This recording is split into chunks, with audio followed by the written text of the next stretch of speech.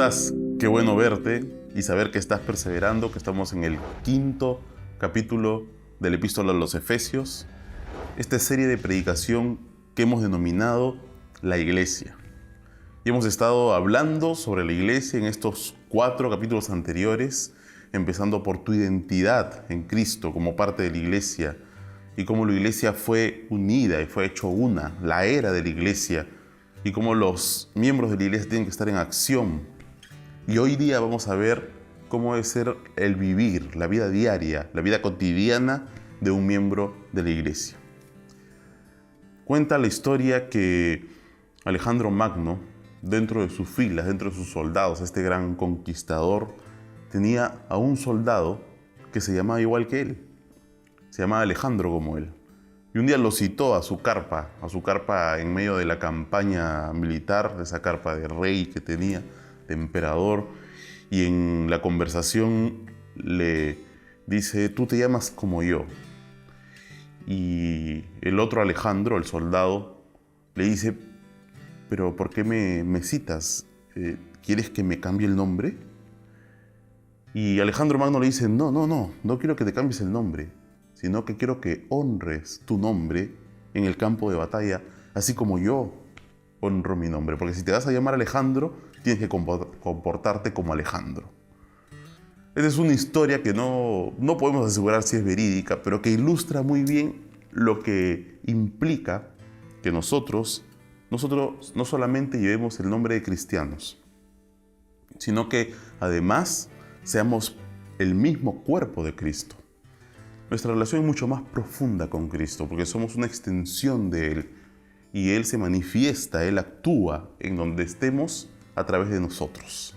Así que cuánto más nosotros tenemos que vivir de una manera que honre el nombre de Cristo. Y es por eso que en el capítulo 5, cuando ya estamos viendo la parte práctica de la iglesia, cómo debes vivir, cómo debes llevarte en la vida cotidiana en la iglesia, vemos que hay 3 características que tienes que tener como parte de la iglesia en tu vida diaria. Primero, tienes que vivir rechazando la inmoralidad. Tienes que vivir rechazando la inmoralidad. Miren lo que dice Efesios 5:1. Sed pues imitadores de Dios como hijos amados. O sea, en cuanto a todo lo anterior, sed pues, como una consecuencia lógica de todo lo que ya se ha dicho en el capítulo anterior, sobre esos contrastes que tienen que haber entre el cristiano, de no solo dejar de robar, sino que ahora dar a otros. O sea, tienes que ir de un extremo al otro. En conclusión, como una máxima, todo se podría resumir en esto: imita a tu Dios como un hijo amado que tú eres de Él. Recuerda que tú has recibido ese amor y que tu identidad en Cristo es que eres adoptado hijo suyo. Y todo esto tiene que llevarte a una forma de vivir de acuerdo a la identidad que tienes como hijo. Imitando también no solo a Dios, sino que en el siguiente versículo nos habla de imitar también a Cristo. Dice en el versículo 2: y andad en amor, como también Cristo nos amó y se entregó a sí mismo por nosotros, ofrenda y sacrificio a Dios en olor fragante. No solamente tenemos que imitar a Cristo, sino también imitar a Dios. Dios anduvo en amor, Jesucristo anduvo en amor, y tú tienes que andar también en ese amor. Y este binomio, que quiero que le pongas atención porque después lo vamos a volver a tocar en el matrimonio, es el binomio de así como la amó y se entregó. El amor va junto con la entrega en Jesucristo.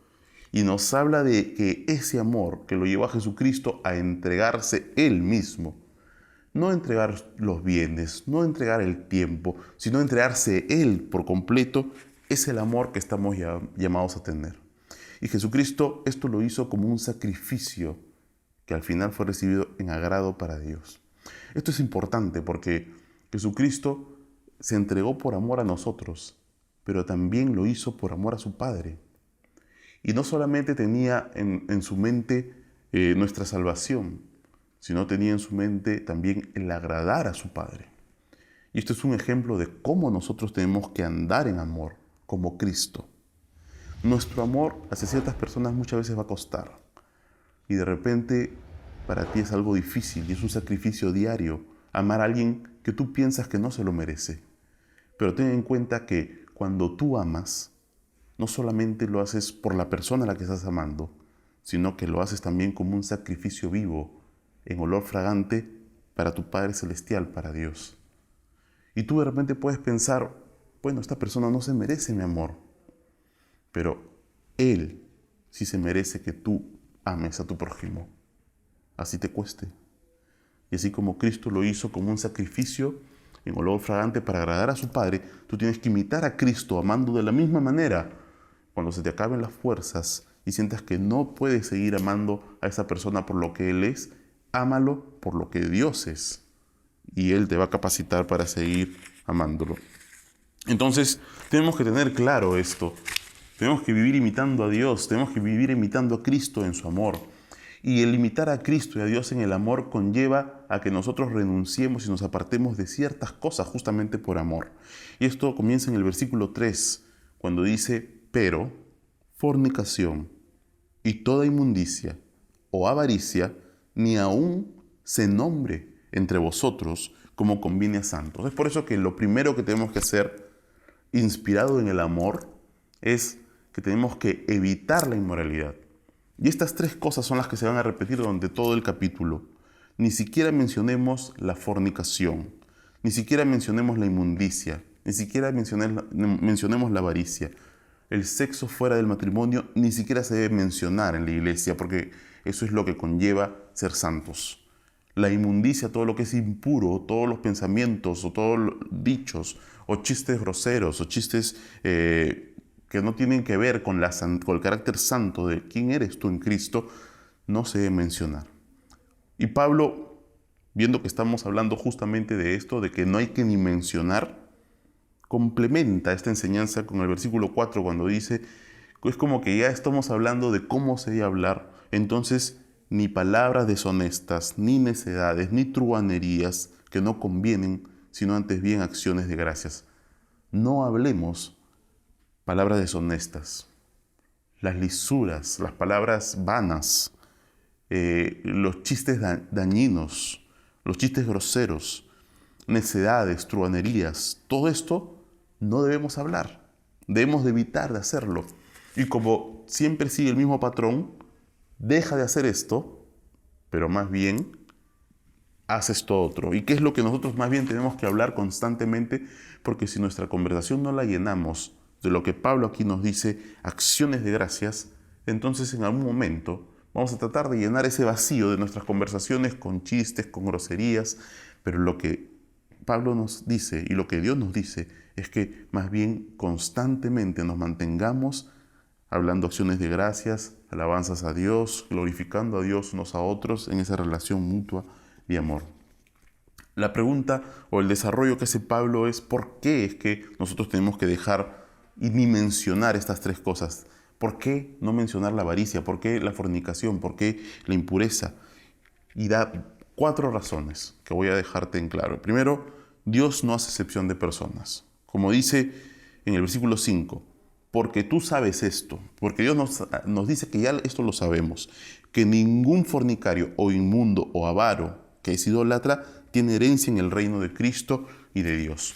Dios no va a hacer excepción de personas. Ninguno de estos, ni uno, va a tener herencia en el reino de Dios. Y nosotros hemos recibido como parte de nuestra identidad, somos herederos. Ya lo hemos visto en el capítulo 1. Entonces, no es lógico que si somos herederos y ningún fornicario va a tener herencia, seamos fornicarios. Eso es ilógico. Entonces, no podemos tener la práctica de la fornicación. Tenemos que entender que esto no es lógico con nuestra identidad de cristianos, ni la avaricia. Entonces, si encontramos en la iglesia a alguien que no solamente acepta esto, sino que lo alaba, que lo practica, lo publica y no está arrepentido, no siente que esto sea algo que se asquía en su vida, que le da asco, que lo aborrece, entonces tenemos que tener cuidado, porque ahí hay algo que no es lógico. Mira lo que dice en el versículo 6. Nadie os engañe con palabras vanas, porque por estas cosas viene la ira de Dios sobre los hijos de desobediencia.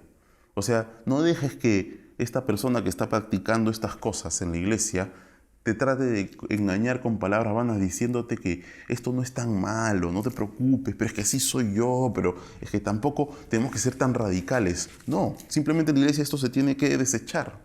Y si alguien te comienza a engañar con palabras vanas, dice que nadie lo haga. ¿Por qué? Porque la ira de Dios está viniendo sobre los hijos de desobediencia justamente por estas cosas. Entonces es inaceptable que en la iglesia alguien quiera justificar un comportamiento como estos y no solamente no acepte que es un error, que es un pecado, que es algo malo, sino que lo justifique y es más, hasta trate de decir que esto no es tan grave. La segunda razón que Dios nos da es va en contra de lo que es la luz. No solamente que esto va en contra de nuestra naturaleza de hijos de Dios y Dios no hace excepción de personas, sino que también va en contra de lo que es la luz. Dice, no seáis pues partícipes con ellos, no participemos con ellos, porque en otro tiempo erais tinieblas, mas ahora sois luz. Hay un contraste. Esto se hace en la oscuridad, esto se hace de una manera engañosa, esto se hace escondidas, y nosotros ahora estamos llamados a vivir en luz, en la claridad, en esa... siempre exponiendo todo hacia la luz. Entonces, como consecuencia lógica, no podemos andar en esto. La tercera razón es porque va en contra de los frutos del Espíritu, porque del fruto del Espíritu es en toda bondad, justicia y verdad. Y por lo tanto, esto, la avaricia, la impureza, la fornicación, no tiene nada de bondadoso, porque la inmoralidad sexual, la avaricia, no es bondadoso, es más bien malicioso, es egoísta, el verdadero amor no hace nada indebido, la inmoralidad no es amor, no es justicia. ¿Por qué? Porque no es justo, porque la justicia busca la equidad, la igualdad, y más bien esto es un deseo egoísta de querer satisfacerse y ponerse uno por encima del bienestar del otro. Tampoco es de verdad, porque esto se hace muchas veces en oculto, engañando, tratando de esconderlo. Entonces, no puede ser esto compatible con los frutos del Espíritu Santo. Entonces, tenemos que vivir comprobando, poniendo siempre ese parapeto y nosotros enseñorearnos de alguna manera de qué pasa y qué cosa no pasa por la prueba de lo que es agradable al Señor. Y en el versículo 11 continúa diciendo, y no participéis en las obras infructuosas de las tinieblas, sino más bien reprendedlas. Como hemos aprendido, no estamos llamados solamente a dejar de hacer esto, sino como luz tenemos que reprenderlo. O sea, no simplemente voltear el rostro y decir, no me importa lo que está pasando ahí, sino que nuestro deber y el llamado es de un extremo al otro, más bien reprenderlo. En el versículo 12 nos da la razón, porque vergonzoso es aún hablar de lo que ellos hacen en secreto. Eso se trata de mantener en secreto, porque da vergüenza. Pero la reprensión, miren lo que causa. Miren el versículo 13. Mas todas las cosas, cuando son puestas en evidencia por la luz, son hechas manifiestas, porque la luz es lo que manifiesta todo. Y tú eres la luz, hermano. Y tú vas a manifestar estas cosas ocultas, vergonzosas. Y esto puede ser una forma por medio de la cual Dios te use para que pase lo que pasa en el versículo 14. Mira lo que está llamado Dios a que su iglesia haga a través de manifestar esto a la luz. Por lo cual dice, despiértate tú que duermes y levántate de los muertos y te alumbrará Cristo. Porque estas reprensiones, estas llamadas de atención, son un llamado a levantarse de los muertos a esta gente que está practicando estas cosas vergonzosas y ocultas. Y al hacer esto, estás alumbrando de alguna manera este estado que él tiene de mortandad. Y estás siendo para ellos una denuncia de su pecado. Y estás poniendo en evidencia su necesidad de Cristo. Y es un llamado a que se levante él de los muertos para que lo alumbre Cristo. Es por eso que es necesario alumbrar por medio de la reprensión. Mirad pues con diligencia cómo andéis, no como necios, sino como sabios, aprovechando bien el tiempo, porque los días aquí, en comparación con lo que vamos a vivir en la eternidad, son malos. En resumen, andar en amor es imitar a Cristo, andar en amor es imitar al Padre, andar en amor es andar sin fornicación, sin impureza, sin avaricia, que son dañinas hacia otros. Andar en amor es aprovechar rescatar, redimir bien el tiempo, porque la sociedad es la madre de todos estos males, porque la mente ociosa está llena de Satanás. Nosotros tenemos que no solo dejar de hacer lo malo, sino manteniéndonos haciendo el bien siempre. Pero no solamente tenemos que vivir rechazando la inmoralidad, sino que también tenemos que vivir repletándonos de espiritualidad constantemente. Es la forma natural de vivir el cristiano. Y en el versículo 18 nos dice: no os embriaguéis con vino, en lo cual hay disolución, antes bien sed llenos del Espíritu.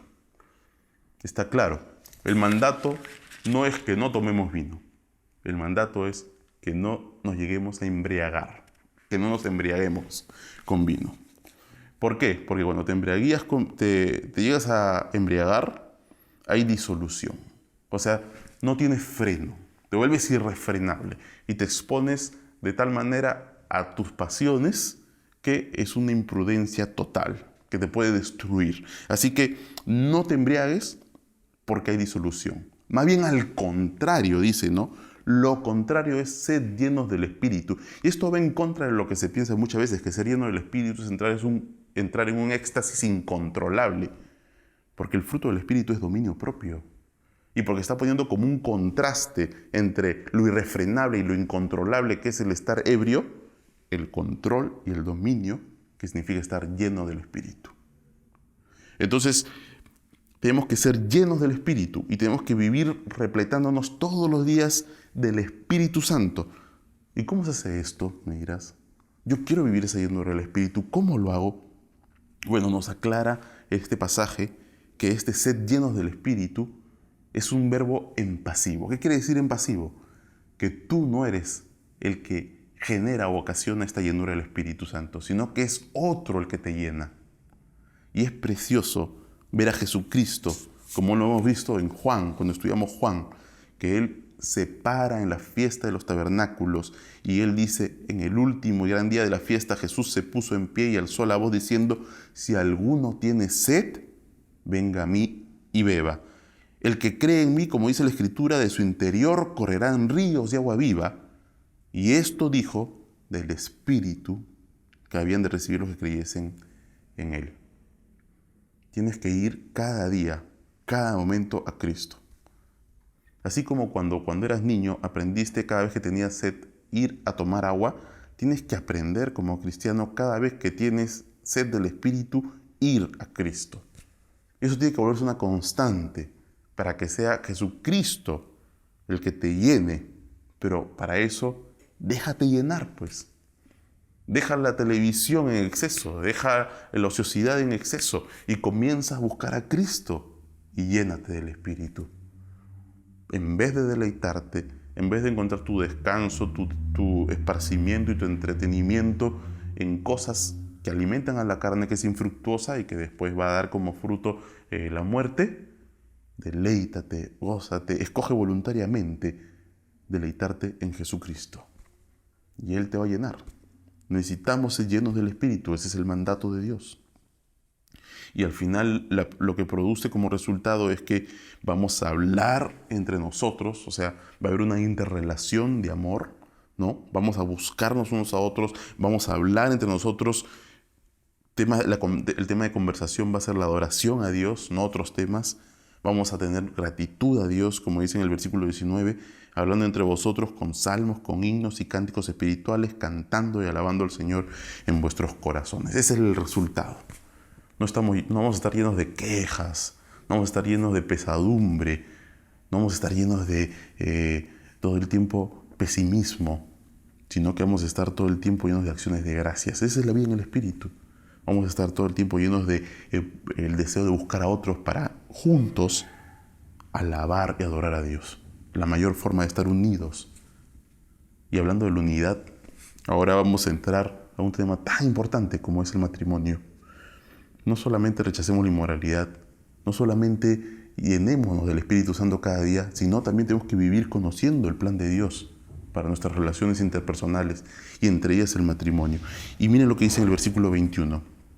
Someteos unos a otros en el temor de Dios. Someteos unos a otros en el temor de Dios. Y por supuesto esto no significa que los esposos se tienen que sujetar a las esposas. Esta es la introducción de un pasaje en el cual Pablo va a tocar las tres relaciones de sometimiento. Las tres relaciones de sometimiento es: la esposa se somete al esposo, los hijos se someten a los padres, los esclavos se someten a los amos. No es viceversa, ¿no? Porque Pablo nunca va a decirle a los padres que se sometan a los hijos, ¿no? Eso sería antinatural. Pero sí, la relación que tenemos que nosotros ejercitar es esa relación siempre de sometimiento. Las esposas a los esposos, porque los esposos tienen que someterse continuamente a Dios. Entonces, las casadas, dice en el versículo 22, y aquí la palabra de Dios empieza por las mujeres, ¿no? Por las esposas, estén sujetas a sus propios maridos como el Señor. Y hay que aclarar esto, hay una sujeción. La esposa tiene que imitar a Jesucristo, la esposa tiene que imitar a Jesucristo en su sujeción. Jesucristo se sujetó al Padre y la esposa tiene que imitar a Jesucristo en esa sujeción. Pero quiero ser claro que no es que la mujer tiene que sujetarse a los hombres, porque la mujer no es menor que los hombres, sino que solamente se tiene que sujetar a su propio marido. No es una orden general, es solamente lo que sea dentro del ámbito del matrimonio. La sujeción de la esposa. Y el verbo que se usa acá, de sujeción, es hupo, tazo. Hupo significa bajo y tazo significa órdenes. Es un término militar. Lo que Dios está diciendo es que las esposas se pongan bajo las órdenes del esposo. Es muy claro. En un barco no pueden haber dos capitanes, sino el barco se estrella contra el iceberg y se hunde. En una empresa siempre hay un gerente general. ¿Por qué toda la sociedad y todo el mundo acepta que solo puede haber una cabeza en todas estas cosas y en el matrimonio no? Alguien tiene que rendir cuentas delante de Dios y ese va a ser el esposo. Entonces, la mujer lo que le toca hacer a la casada es ponerse bajo las órdenes del esposo. ¿Por qué? Porque el marido es cabeza de la mujer, dice en el versículo 23, así como Cristo es cabeza de la iglesia, la cual es su cuerpo y Él es su Salvador. Así que esta cabeza quiere decir autoridad, porque Cristo es la autoridad de la iglesia. Pero aquí ya nos da un poco de luces al tema que vamos a entrar, de cuál es el requerimiento para el esposo. Es una autoridad de cabeza, no es una autoridad de alguien que va a hacer algo que le cause daño al cuerpo. Jesucristo no haría algo que le haga daño a su iglesia. La cabeza no dañaría su propio cuerpo, porque la misma cabeza saldría perjudicada. Así tampoco el esposo no va a ejercer una autoridad y una jefatura que de alguna manera haga algún daño a la esposa. Porque eso no es la autoridad. Es una autoridad de servicio para sostenerla, una autoridad para cuidarla. Pero sigamos hablando de esto. En el versículo 25 comienza a hablar entonces del requerimiento para el marido. Marido, amad a vuestras mujeres, así como Cristo amó a la iglesia y se entregó a sí mismo por ella. ¿Se dan cuenta del binomio que se vuelve a repetir? Amor va con entrega. Mientras para la demanda de la esposa es sujetarse, la demanda para el esposo es amar y entrega. Querido marido, esposo, tu esposa no quiere tu billetera. Tu esposa no quiere solo tu tiempo. Tu esposa no quiere algo de ti.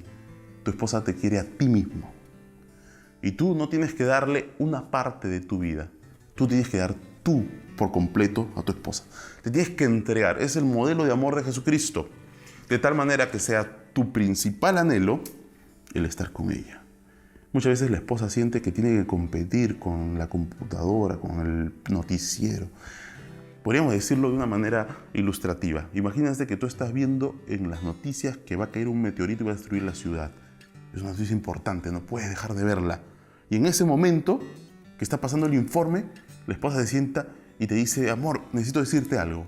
Lo que tienes que hacer es apagar la televisión, voltear la cara y decirle: sí, mi amor. Es un deseo de atención de esa manera. Porque miren cómo es este amor de Jesucristo. Dicen en el versículo 25, marido, amad a vuestras mujeres, así como Cristo amó a la iglesia y se entregó a sí mismo por ella. Y la demanda de esa entrega es para santificar la exclusividad. no quiere compartir con nadie la iglesia. O sea, el deseo del esposo más bien es el de exclusividad, el deseo de tener tiempo con ella, el deseo de deleitarse en ella, buscarla a ella, que ella sea realmente exclusiva para él. No se debe ver al revés, no debe ser la esposa la que busca tiempo, la que busca conversar, la que busca la atención del esposo. La esposa nunca debe sentir que está en competencia por tu atención con alguien o con algo, ni con el partido de fútbol con tus amigos algún día de la semana. La esposa tiene que ver que tu principal preocupación, como la de Cristo era con la iglesia, es esa exclusividad, ese anhelo de estar con ella, ese anhelo de tenerla para ti, habiéndola purificado en el lavamiento del agua de la palabra, a fin de presentársela a sí mismo una iglesia gloriosa, que no tuviese mancha ni arruga ni cosa semejante, sino que fuese santa y sin mancha. Maridos tienen que asumir la autoridad espiritual en sus casas. Ustedes tienen que ser los pastores de sus esposas, los sacerdotes de sus esposas. Ustedes tienen que ser los que manejen la palabra. Ustedes tienen que ser los que guíen los tiempos de oración. ¿Para qué? Porque tu anhelo es presentar a una esposa como Cristo quiso con la iglesia, radiante, ¿no? Esa preocupación porque tu esposa siempre esté radiante. Así como el primer día cuando la viste entrar en el altar con su vestido blanco. Así, ese deseo de querer siempre mantenerla así, sin mancha, pura, santa. Esa es tu responsabilidad delante de Dios. Podríamos decir mucho más, pero el tiempo nos gana. Pero yo creo que ganamos mucho viendo la máxima del matrimonio. Esta es la máxima del matrimonio. En esto se resume todos los libros, todas las enseñanzas matrimoniales que existen. En el versículo 36 está el resumen de lo que es el plan de Dios para el matrimonio. Por lo demás, o sea, por todo lo demás se resume en esto. Cada uno de vosotros ame también a su mujer como a sí mismo, y la mujer respete a su marido. Esto es el resumen de todo. Marido, ama a tu mujer. Mujer, respeta a tu marido. El esposo necesita respeto. La mujer necesita relación de amor. ¿Y saben qué? Esto no se puede hacer sin el poder del Espíritu Santo. Porque una vez que tu esposa no te respeta y por alguna razón te falta el respeto en algún momento, tú vas a tener difícil amarla. Y ellos vas a tener que hacer del poder del Espíritu Santo para amar a una esposa que no te respeta y romper el círculo vicioso que puede empezar toda una espiral de contiendas y de sufrimiento en el matrimonio. Y lo mismo te digo para ti, esposa. Si tu esposo deja de relacionarse contigo, de buscarse contigo por un tiempo y sientes que no te está amando, en el poder del Espíritu, síguelo respetando y rompe el círculo vicioso para que no comience una espiral de contiendas y un sufrimiento constante.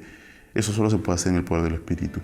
Por eso es que si eres como identidad parte de la iglesia, tú puedes vivir esta vida de rechazar la inmoralidad, esta vida de repletarte constantemente del Espíritu y en el poder del Espíritu poder amar los esposos a sus esposas y las esposas respetar a sus maridos. Que Dios les bendiga y que se cumpla el plan de Dios para su iglesia.